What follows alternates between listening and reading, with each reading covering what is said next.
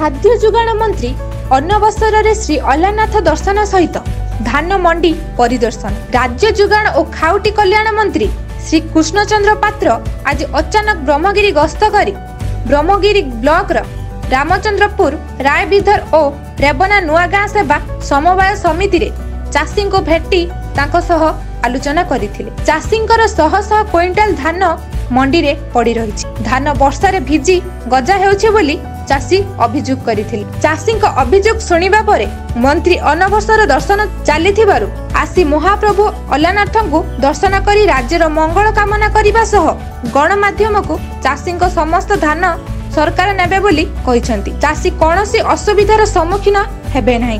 ब्रह्मगिरी निमंते 17टी मिल नियुक्ति करा जायछि बोली कहिथिले। फास्ट दर्शन कले महाप्रभु कोन कहबा जे जो अनवसर दर्शन कले मोर परम सौभाग्य। प्रकृत रे प्रभु अल्लानाथ आज दर्शन मिलला।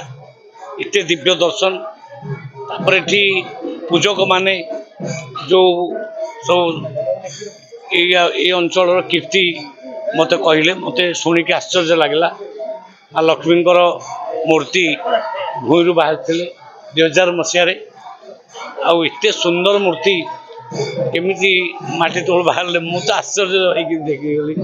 जहाँ मोर सौभाग्य बहुत बड़ सौभाग्य। आउ मु आज दर्शन पाइली माँ दर्शन पाइली अल्लानाथ दर्शन पाइली। बहुत बड़ सौभाग्य। आ गोटे छोटिया कथा आमर गोटे ब्रह्मगिरी गोटे लोलैंड एरिया चाषी मैंने आमर गोटे सीजन में केवल धान करती जोटा बिक्री हो पारनी मंडी में धान गजा होचे विभिन्न समस्या चाषी मु ऑलरेडी कहि देछि कहार टोकन लाप्स करा जीवन हबने आमे सब धान किनेबु एवं 17 जन मिलर मानक नियुक्ति एठे दिया जाइछि।